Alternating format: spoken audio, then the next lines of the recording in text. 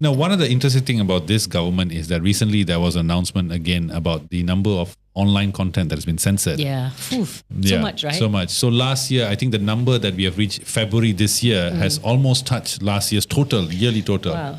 So they're working overtime. They should get a bonus. Yeah, Fahmi Fadzil deserves a bonus. Yes. Now, the thing is, and this is my concern, they label it as, they say that this content has been removed because it contained hate speech and is in violation of the 3 R's, race, religion and royalty, right? My worry, and please share your thoughts on this, is that is the 3R sort of wolf in sheep's clothing, where the 3R then becomes 4, becomes 5, becomes 6, becomes 7R, and then eventually you reach a point whereby we can talk, we can talk nothing about everything. Yeah. So is that a concern? Should we be worried? We should be worried because the 3Rs, I mean, as human beings, these are things that are very important to us. Yeah. We talk about them because they are important to us, because they are not just that they worry us, but they are interesting topics of conversation as well. And if we don't talk about it, then we will never learn how to talk about it. But again, it goes back to the idea of allow people, believe that people are mature enough to know how to talk about it. And not everybody will. Sometimes people will say something which is wrong. It's okay. That's also part of it, right? It'll self-correct. Somebody else will say, hey, don't be like that. Shut up, right? Somebody else will defend that person. That's all good. The more we can have a good, what's the word? A good discourse.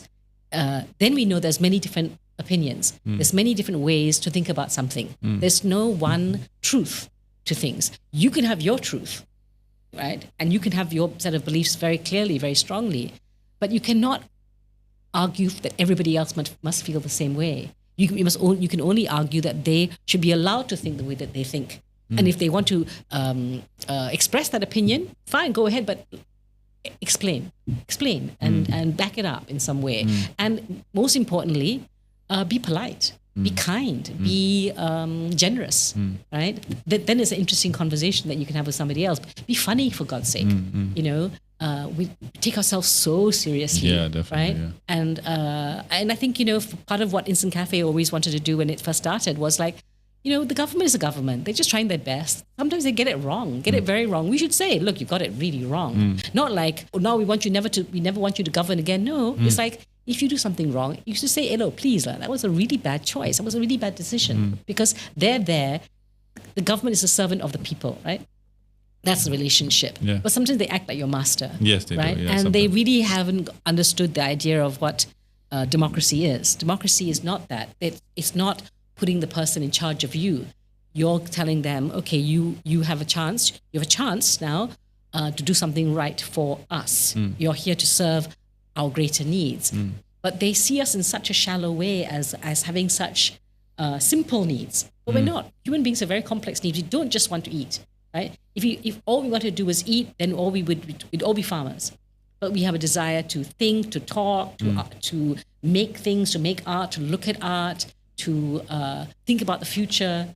You know, we have a lot that makes us human, right?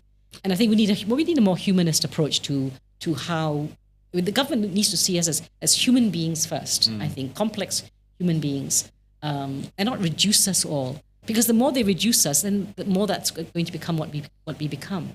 Yeah.